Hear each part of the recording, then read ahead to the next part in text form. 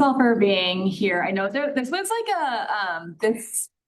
the 11 to 12:30 slot. There's like 3 other sessions that I also want to be at, and I'm sure that was the same for you all. So I appreciate you being here with us this morning. I'm just going to get to it. I'll just quickly introduce our panelists, and then we have 5 presentations, if I'm counting correctly, and then we have a discussant, and then we will open to Q&A. The session's being recorded except for the Q&A.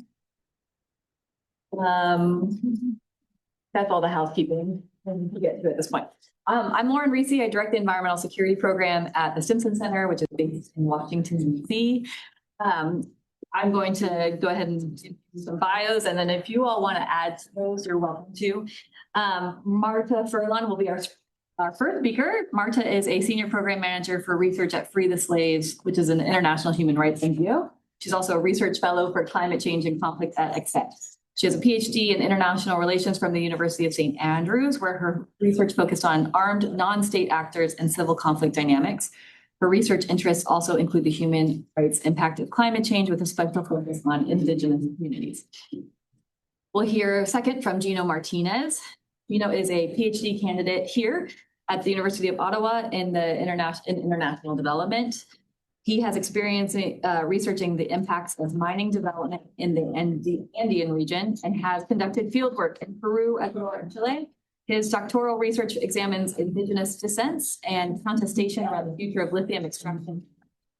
He also collaborates on the SSHRC-funded project Meaningful Stakeholder Engagement in Resource-Rich Countries, Analysis of Comparative Cases from the Global North and South, which explores stakeholder engagement practices across diverse extractive contexts. Third, we'll hear from Laura Kilburn, who's at the University of Massachusetts. She's getting her PhD in the Global Governance and Human Security Department. Previously, she worked at the Center for American Progress, where she focused on U.S. security systems in Sahel and coastal West Africa. As a doctoral student, her research interests include natural resource governance, industrial competitiveness, and the political economy of government interventions to stimulate innovation and technology. Third, we'll hear from Chris Huggins, also here at the University of Ottawa and one of our esteemed hosts. Chris Huggins is associate professor at the School of International Development and Global Studies. As a co-applicant on an SSHRC partnership grant entitled African Extractivism and the Green Transition, he is engaged in research collaboration with scholars from the University of New York University, several academic and research institutions across Central and Southern Africa. He's also involved in research on questions of gendered control over land and natural resources and the use of new technologies in land use planning and related activities. Finally, we'll hear from Päivi Lujala. Päivi, is that how you say your last name? Lujala. Okay, Lujala, sorry. Who's joining us from the University of thank you. In Finland. Päivi has conducted research on natural resources and armed conflict for multiple decades, particularly how resources like oil, diamonds, and gemstones shape the incentives and capabilities of rebel groups. Her work was among the first to show that the geographic location of valuable resources directly affects conflict dynamics, emphasizing that rebels' ability to access resources plays a critical role in sustaining violence. She also explores post-conflict peacebuilding in resource-rich states, focusing on transparency. So they're all going to present recent research that they have undertaken in this space, and then Jojo is going to act as a discussant, which makes my job, I'm just going to hang out while Jojo tells you all of the things that you have heard and how they tie into each other and other issues that he's focused on. Jojo Namsing is a principal research fellow in global political economy at the University of Sussex's School of Global Studies and the author of Business of the State, Why State Ownership Matters for Resource Governance. He is the lead on a European Research Council's Green Grant projects studying green industrial policy and critical materials. His research focuses on industrialization, resource governance, and the geopolitics of critical minerals amid strategic competition. His fieldwork extends across Latin America and Asia and major mineral consuming economies. where he's examining how states and societies navigate extractive-led development and shifting global mineral demand. Jojo's also been incredibly helpful in our own research at the Simpson Center and previously the Wilson Center. So it's great to have him here today. Okay, thank you for sitting with me with those bios. This was like I have read all their abstracts and some of their papers, and it's really fascinating stuff. And very much ties into some of the discussions that we had yesterday and some of the questions that came out of the plenary this morning that I think are going to be very useful in exploring further. So we can get right to it. Marta, why don't we start with you? Yes, thank you so much, Lauren, for the introduction, and thank you everyone for being here. As Lauren said, at the same time, there are so many interesting things going on. So thank you for speaking to the panel. I'm going to talk today about the reconfiguration of indigenous collective life in contexts affected by lithium mining, looking specifically at Argentina and the border area of the Lithium Triangle.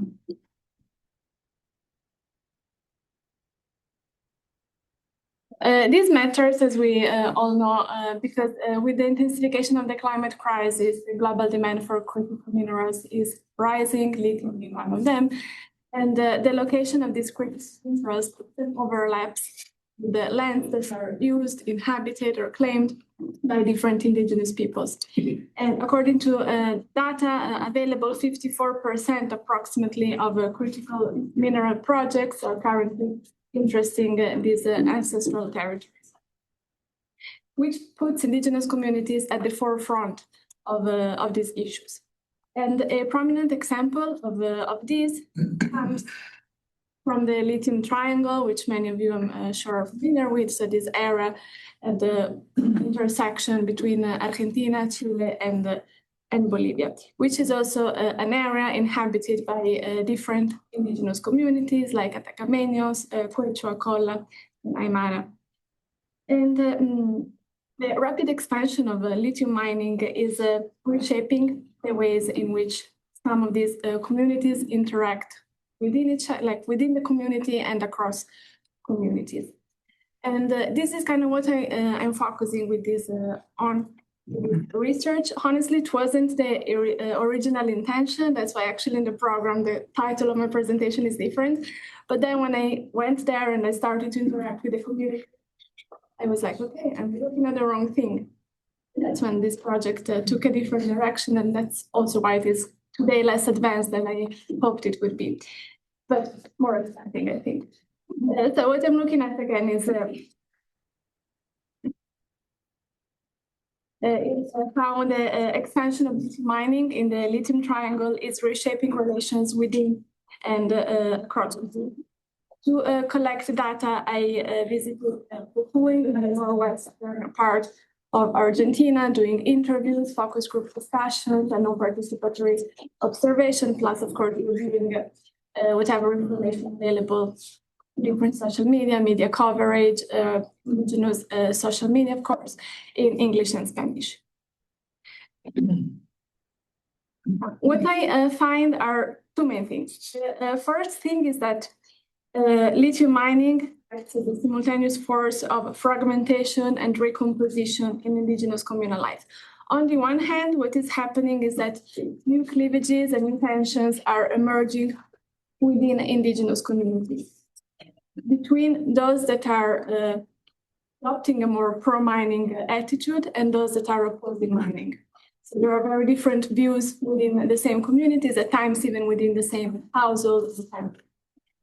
Something that seems to be interesting in that there is also a generational component here, meaning that younger people that I spoke with seem to be more inclined to welcome the mine as a new source of job opportunities, especially if we consider that Jujuy is one of the economically less advantaged areas of the country. So the young people suddenly see the opportunity of securing a job, of having an income, of buying a car, of having their own house, which is quite attractive and appealing to them.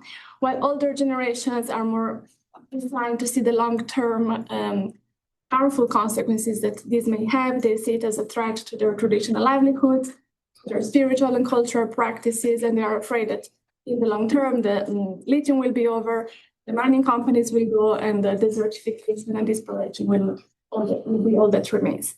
Now, I don't want to emphasize this generational component too much because there are young people that are being active against the extraction of lithium as it's taking place right now, but it seemed to be quite an interesting element in the conversations. Also interesting to point out that tensions seem to be specifically dramatic in those communities in which someone acting as the community leader or community representative signed an agreement with mining companies for activities of exploration or extraction to take place without consulting with the rest of the community. So this created especially dramatic situations that were very prevalent and that people were having emotional feelings when talking about them. Because the word betrayal was mentioned quite a lot in those conversations. The second thing that came up during my work is that the same extractive dynamics that are creating these tensions within certain communities, not all of them, are also encouraging and fostering relationships of cooperation across communities that are located in different parts of the Lithium Triangle, Argentina, Chile, and Bolivia. Some examples of these are the most prominent are the Cumbre Latinoamericana del Agua para los Pueblos, so the summit of for the water, la Cumbre Intercultural Andina de Comunidades Afectadas por la Explotación de Litio. So communities that are creating summits, getting together to share lessons learned, share strategies, and try to identify a joint way in which to make their voices heard more by the local governments, by the mining companies. And this is quite interesting because it's reminding us that there are shared ways that predate the modern state borders and life in that region as it was affected then by colonization. So moving forward, this is kind of a summary of what I was just saying, lithium extraction, creating this kind of different dynamics. And in conclusion, this research, I'm challenging the assumption that indigenous communities are internally cohesive and territorially bounded actors, because we are actually seeing that they can be internally differentiated and externally connected, meaning that they are creating links of joint action even across national borders. So I think this is like quite interesting in terms of then thinking how we are approaching these issues when it comes to informed consent, who are we talking with, and I think it kind of complicates some of the simplified visions that we typically have when approaching this issue. Thank you so much.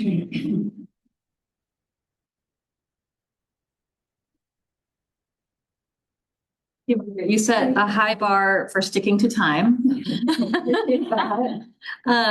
You're going to take us to same region, right? And interesting to hear what resonates, what is sort of different than what you have explored. Good morning with everybody. So happy to be here sharing the panel with amazing scholars. In this case, and yes, I'm surprised because my research aligns with Marta's findings. So we are on the same page. I was afraid it was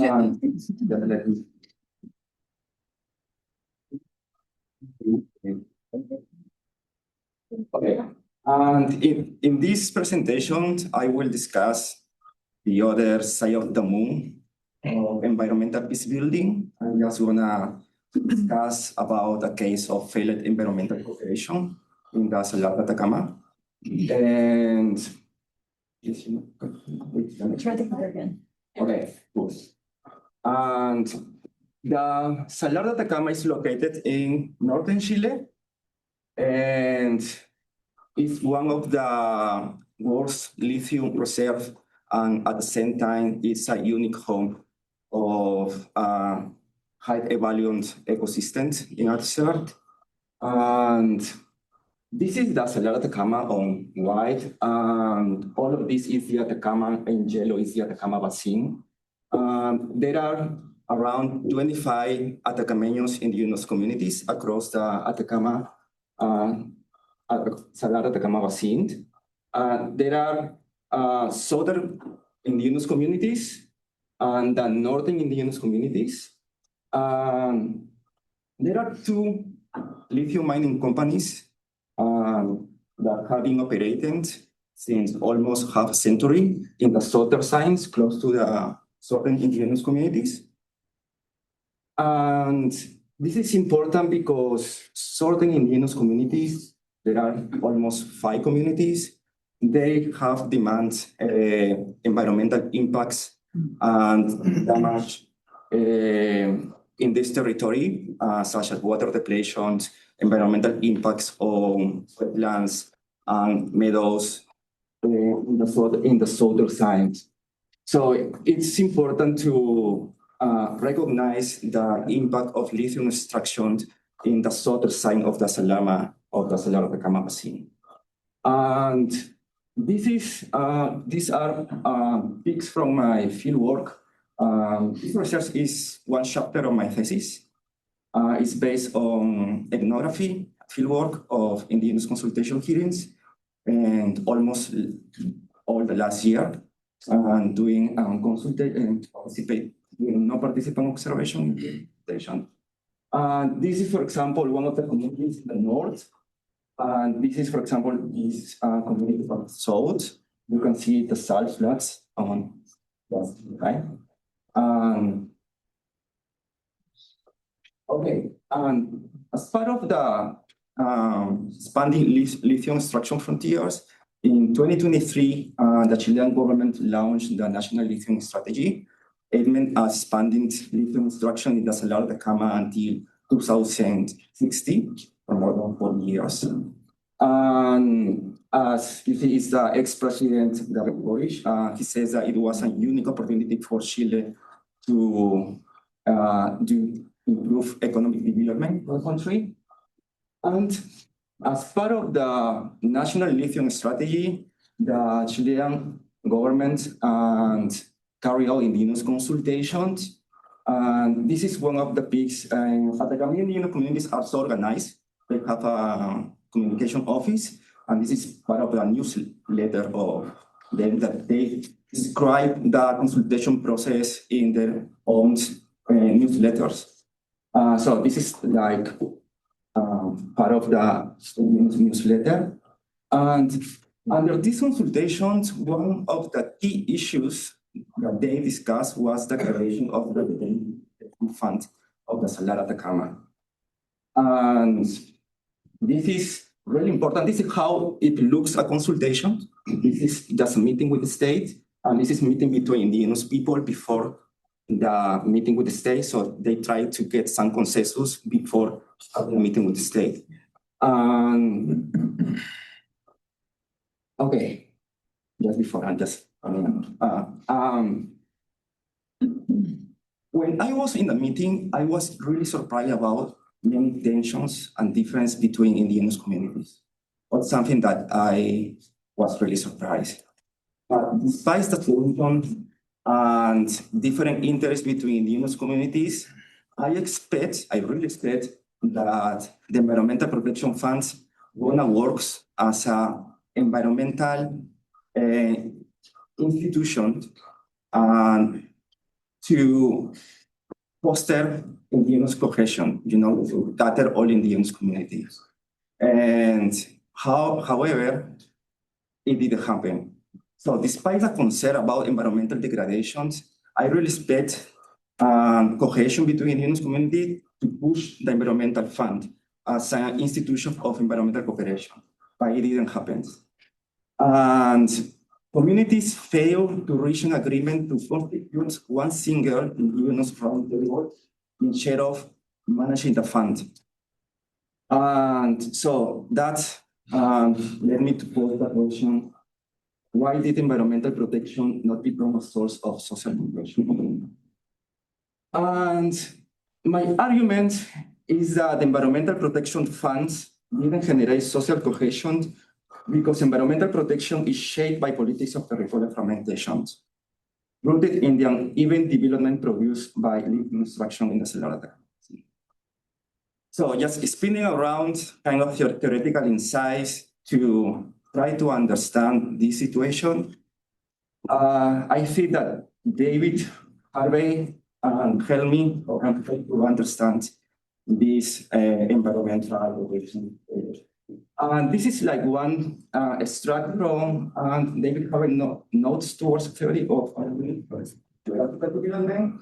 He mentioned that on the ecological side, therefore, we have to understand how the accumulation of capital works through ecosystem processes, reshaping them and disturbing them as it goes, energy flows, fixing material balance, environmental transformation, some of them irreversible, nothing will happen in the outer side, have to be brought thoroughly within the picture. But maybe this perhaps the most important part. But the social side cannot be regarded as somehow radically different from this economic influence. So it means that environmental change, environmental events has brought social differentiation. And so final thoughts, yes. And I think that environmental protection of the Salar de Gama failed to become a source of social cohesion, not because communities lack of environmental concerns, but because environmental change and lithium and even development produce differentiate environmental activities. And here comes the political ecology, for example, province, aural, interest. And so finally, I think, What did you read? how can we social cohesion for environmental protection in the Atacama Sal Flat? I think that the questions finally comes to a table is under what conditions can collective action for environmental protection emerge despite territorial fragmentation and the urgent political positions among indigenous communities? I don't have the answer now, but I think that we need to pay attention to what is going on the territory. Thank you. Thank you.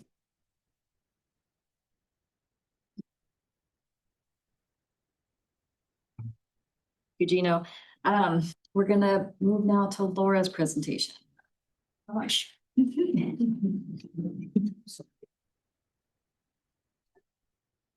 right, I'll get started. Morning, everyone. My name is Laura Kelleberry. Lauren already kindly introduced me. I am a rising second-year PhD student, so somewhere in the past year, I thought I can obviously start a new program and do research on the side.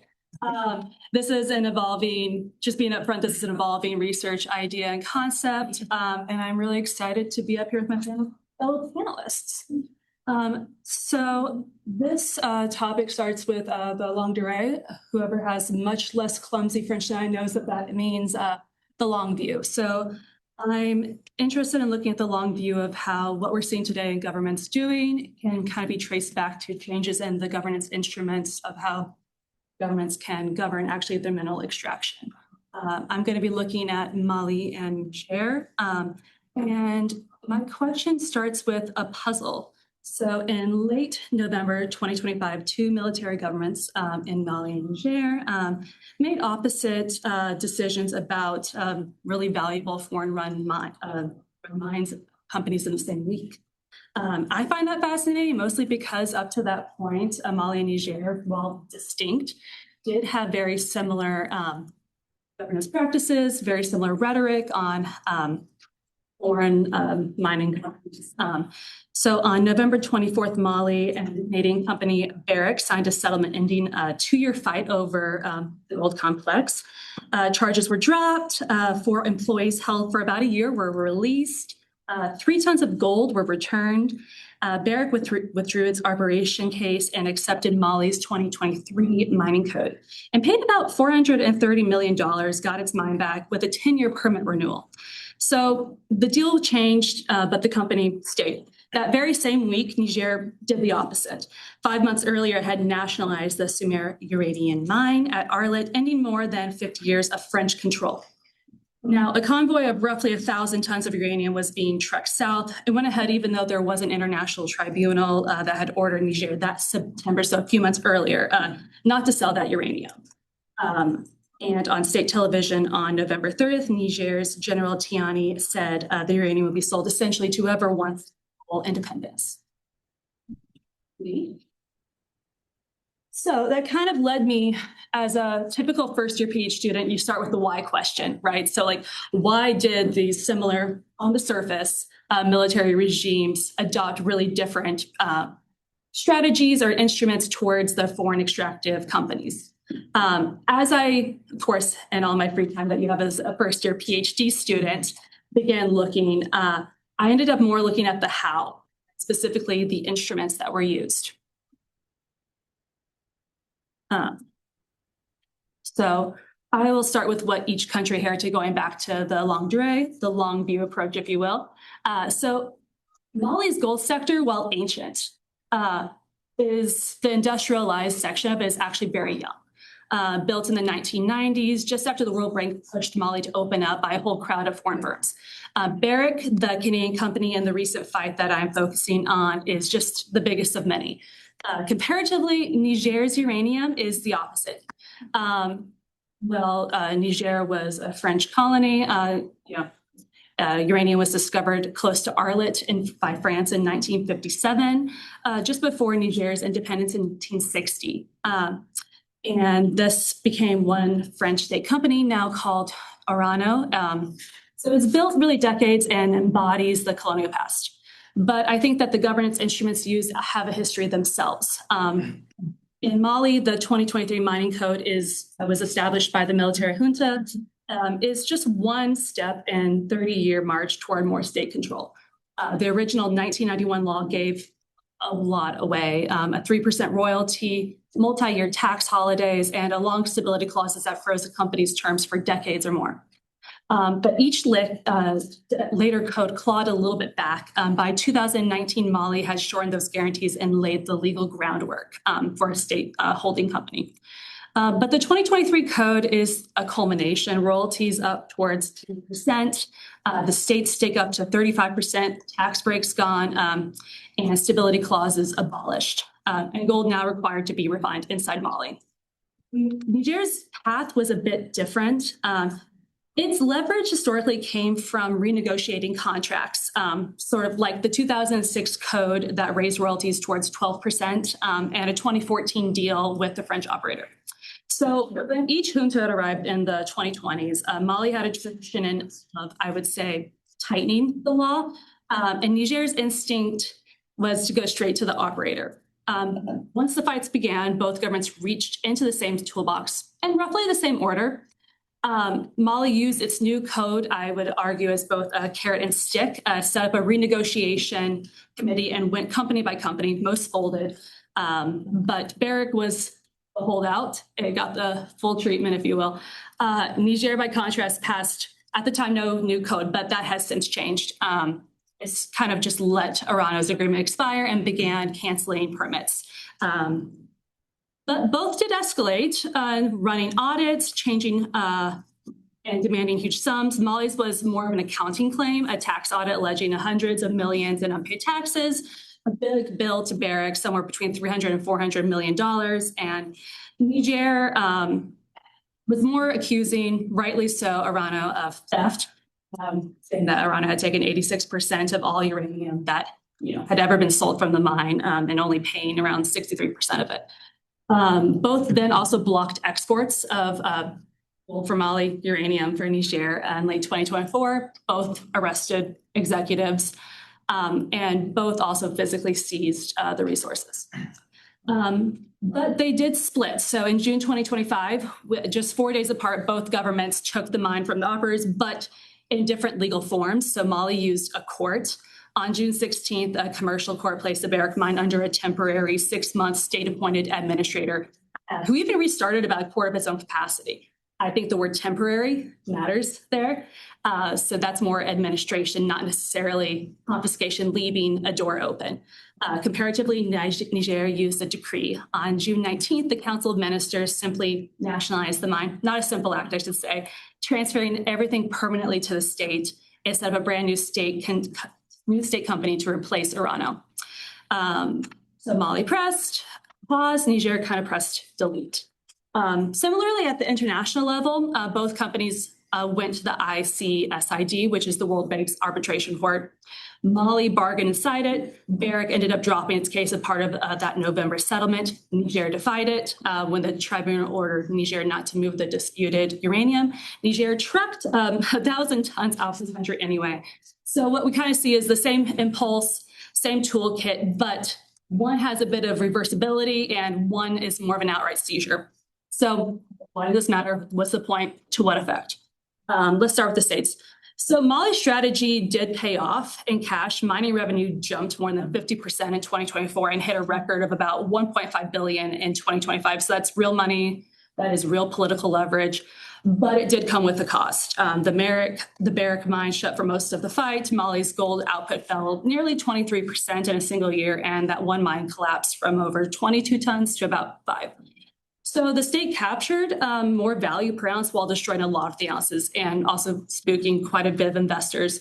Now, Niger owns uranium outright, but it's far from clear if it can run the mines, and uranium is also very different than gold. Gold is very liquid, it's hot in the market right now, and uranium, while nuclear is becoming much more of a fad, it's much harder to sell. So there is a bit of a challenge as whether or not Niger can actually make a profit of now nationalizing its uranium. But there's also a big effect on the people. So in Mali, more than 2 million people depend on mining, most of them in small-scale artisanal digging, and that world carries really heavy costs: deforestation, mercury and cyanide poisoning, and child labor and land conflict. And much of that gold also never shows up in the official books. In 1 year, the UAE reported buying about 81 tons of gold from Mali, while Mali reported exporting half a ton. So the state's value capture story sits on top of a huge informal economy. And Niger, the irony is also sharp. And there's also a big security dimension underneath, as especially Mali, the gold now helps finance armed and jihadist groups in the north who tax the mines and also use them for recruitment and supply. So the winners and losers have come into focus here. The clear winners are the central states and the juntas: more revenue, more leverage, and some local elites. And the losers tend to be the communities. So thank you. I really am looking forward to hearing some of your questions, collaboration, and also if you want to push back, please do. I welcome it. Thanks so much.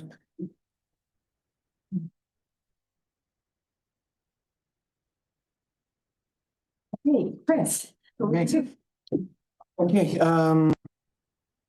Great presentations. Unlike the other presenters, my slides are not as disciplined. I have too many slides and there's too much text on them, so I'm not going to read all the text. I do invite you to have a look at the slides as I'm talking. So I'm going to talk about so-called conflict minerals in eastern DRC, and I'll just draw your attention to this. This is a coltan mine in Rubaya, Masisi, kind of north of Goma in eastern Congo. I'm going to come back to that site later in the presentation.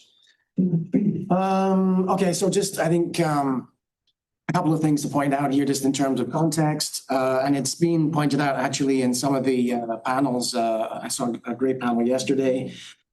Critical minerals are not just about the green transition. They are also about weapons. They're also about IT. So obviously massive demand for critical minerals, but we shouldn't be seeing them just in terms of a green transition, obviously. The other key point here I want to make is that significant amounts of critical minerals, or CM, are produced through artisanal and small-scale mining, which I'm going to refer to as ASM.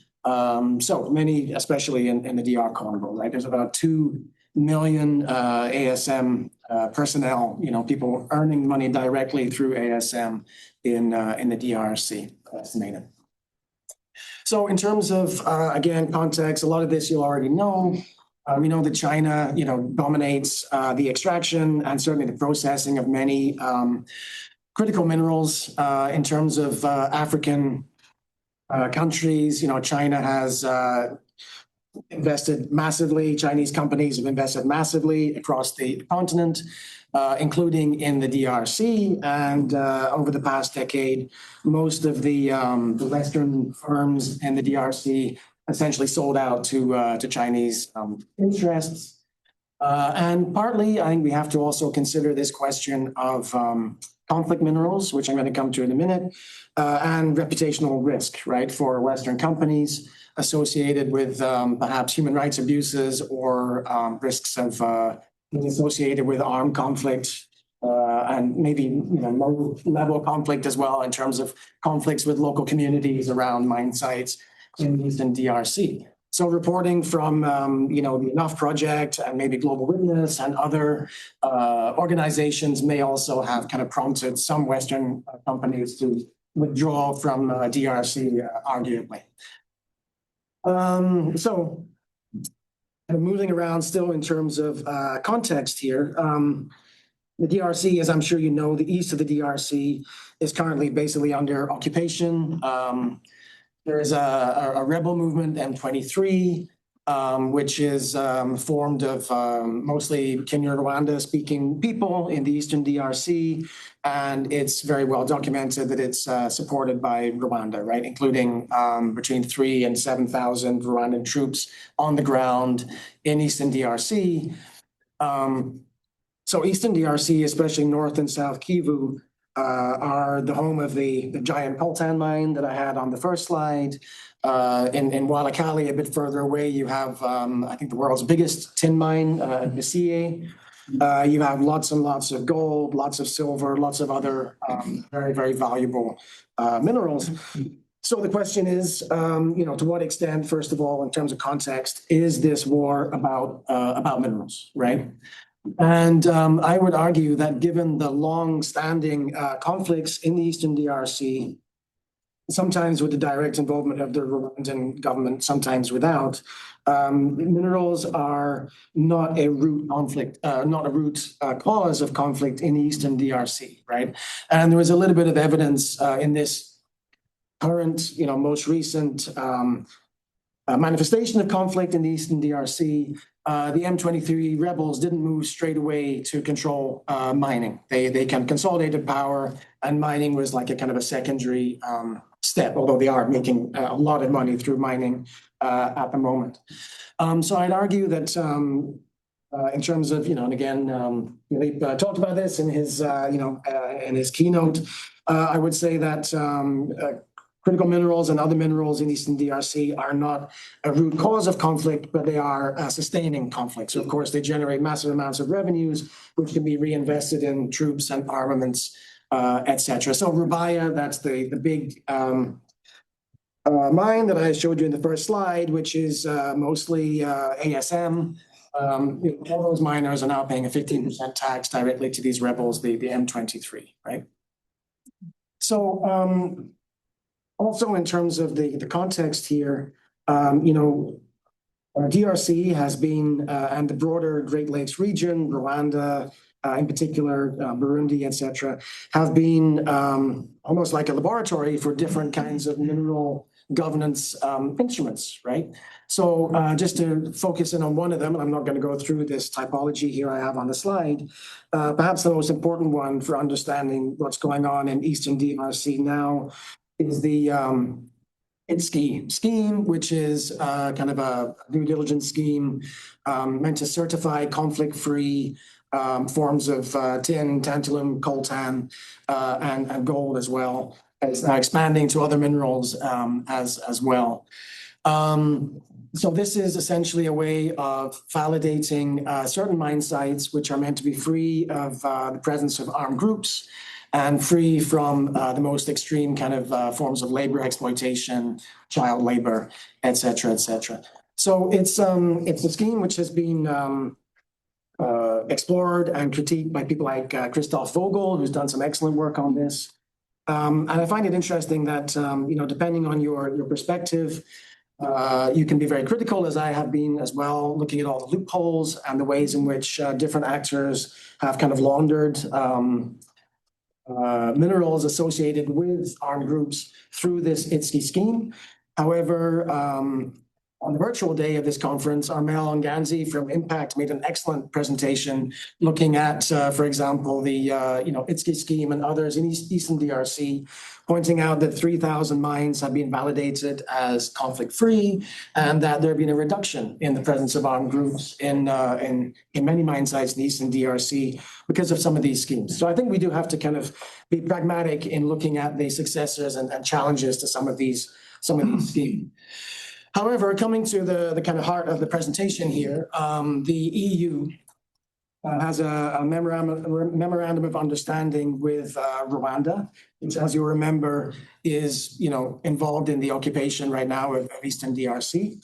And there's no doubt at all that massive amounts of critical minerals and other minerals, gold, etc., are being transported illegally across the border into Rwanda and exported as Rwandan minerals, right?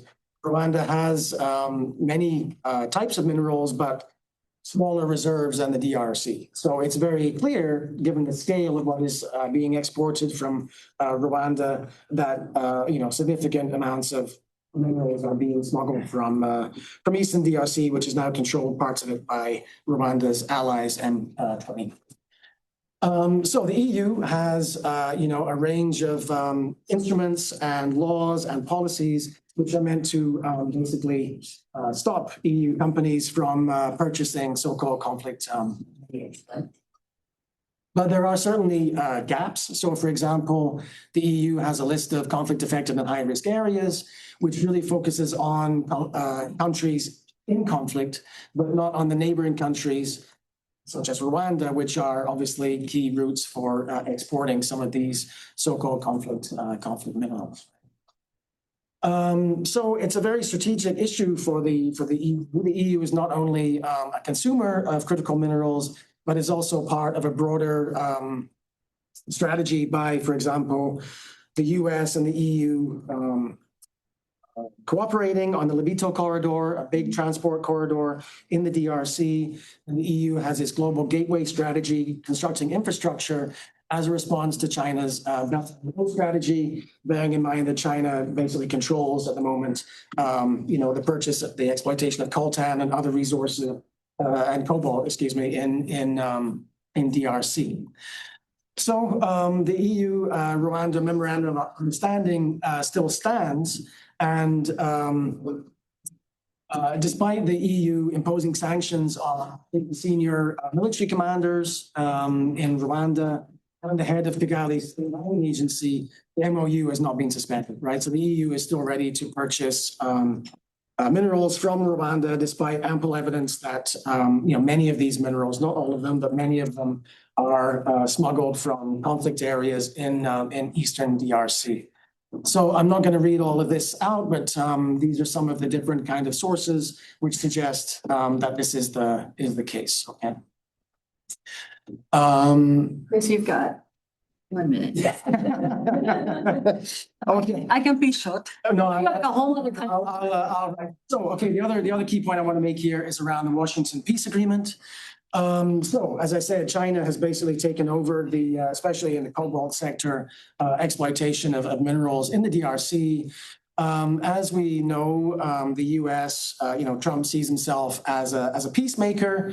There was a peace deal, so-called minerals for security deal in the Ukraine. And I think due to that and some other issues, the DRC basically reached out to the U.S. in 2025. And there has been, following that, the Washington Peace Agreement, which is, as Joanne actually mentioned in her presentation earlier today, essentially a minerals for security agreement, right? However, how security is going to be provided by the U.S. is not at all clear. I'll be very brief, one of the key issues in this deal is that U.S. companies get preferential treatment. They've already moved into the lithium sector and other critical mineral sectors, but outside of the conflict zone, right? The DRC is a big place, and it's only essentially North and South Kivu, which are in conflict at the moment. I think the other main issue is that the Congolese government, under the deal, has to create this kind of inventory of strategic mineral sites, which are going to be prioritized for US involvement. And one of the first ones they did was Rubaya, which is the one I just mentioned, which is in the heart of the conflict zone, and it is inherently conflictual. Even before the latest rebellion, there were conflicts in that mine. It's run by ASM actors. Last year, 200 people died in a pit collapse. It's a very problematic area. So I wonder how the US will be prepared to invest in that particular mine. So here are some of the other issues, just wrapping up here. The DRC is also developing a special paramilitary force funded by the US and the UAE, intended to secure the entire mineral exploitation chain. The armed forces of the DRC are one of the main actors involved in essentially exploiting artisanal miners and other aspects of the mineral supply chain. So how this paramilitary special unit is going to avoid the same kinds of dynamics is an open question. So the conflict minerals narrative tends to oversimplify. So I'm not arguing that the conflict in the DRC is purely a result of conflict minerals, which means that it cannot be resolved by this kinds of mineral for security approach. The ambitions of Rwanda are much longer term than can be resolved by this kind of agreement. And I'll just finish by saying that given that, in the US, they've dismantled US aid, Trump has complete a disregard for African countries. I wonder how sincere and how informed intervention will be in the DRC under the Washington Agreement. Thank you very much.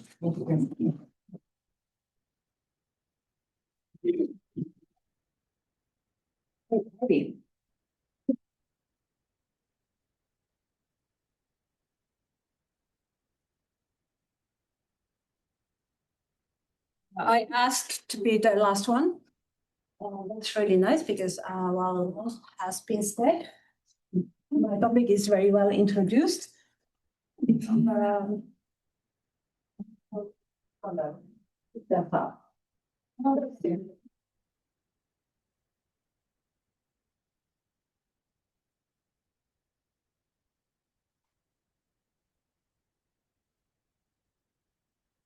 The study I'm going to present, this is work by Lisa D'Amico from University of College Dublin, and then me in a minor role.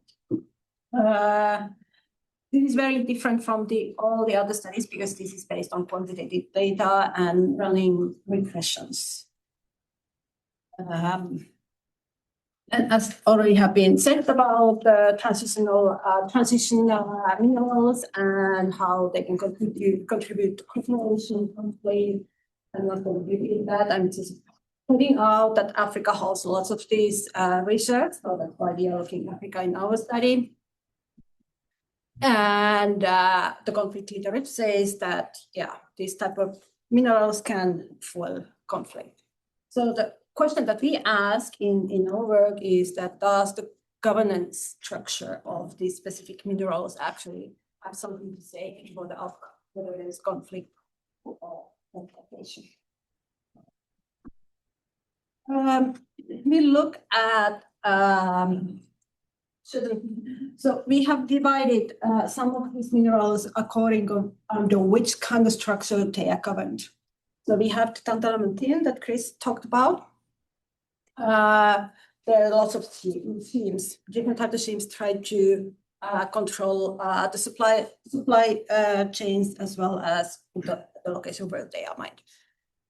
Then we have minerals like gallium and germanium, that there are no schemes for them. They are there. We call that there is a governance gap there.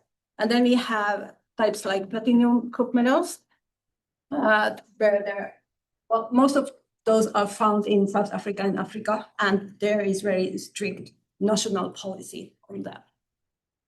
What we find is that for those, and this goes straight to what you were saying, is that for those that are very strong international regimes, we actually see that after the discovery, conflict events go down and deaths caused by the conflicts go down.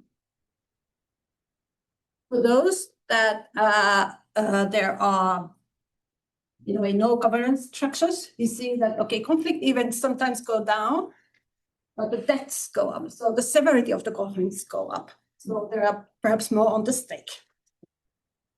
That's all after discovery. And then under national governance, we see that conflicts events go down, and there is no really impact on the death rates in those events. So this is basically our study. And rest of the presentation is just to tell how we did it. So I can stop here, or I can run you through. I have a really question. The conflict events, are these conflicts related specifically to the minerals? Okay, I go through. Because this was only the conclusion. So we are using the Uppsala data, which I never remember the long name, but the Uppsala conflict data, we are using event level data, and then methodological explanation. We are using for discoveries, we are using the global market intelligence, geographic data for, and we count how many conflict events there are. We are using grid cells, and how many battles there are. And here is how our data look like. So I don't know if you, I think this screen is better actually. So we use different spatial grids. So we go from 10 kilometer times 10 kilometer till 20, 30, 50, and 100. I think the results I'm showing you will be on the 50 kilometer. No, go back. Yes. So the conflict events are here with the prong, and then the different types of minerals are with the different color. And then this is our estimation strategy. So we use what is called different analysis. And basically what it is that we compare years before the discovery to the years after the discovery in the same place. That's basically what we are doing. And what we want to see is that before the discovery, on average, there is no trend. And then after the discovery, if the trend changes, conflicts, more death, less conflict, or less death. That's what we want to see from the analysis. And here is for the total. So here is the year of the discovery. So we have data for years. So the discovery can be on the second year, third year, fifth year, 10th year. So we always compare one after the discovery. So here is time before the discovery. Here is time after the discovery. And here we see this is the conflict events. Oh.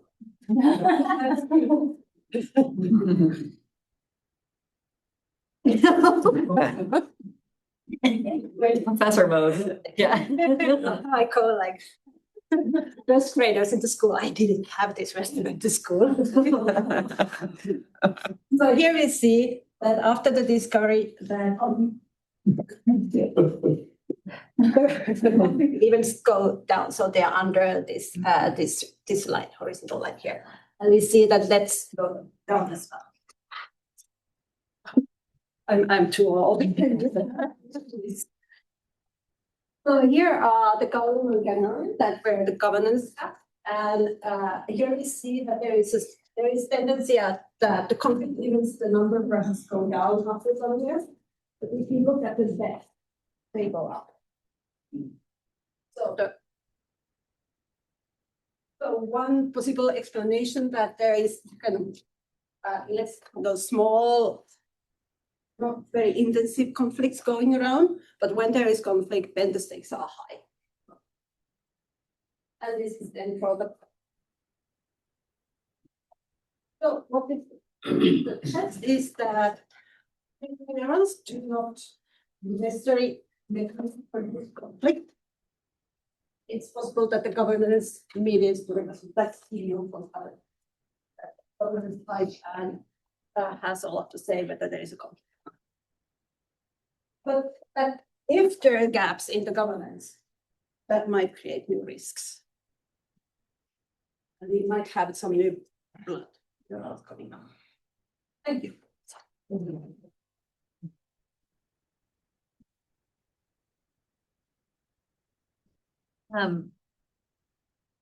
Jojo, bring it home. Do you need a bit? Because I can ask a question.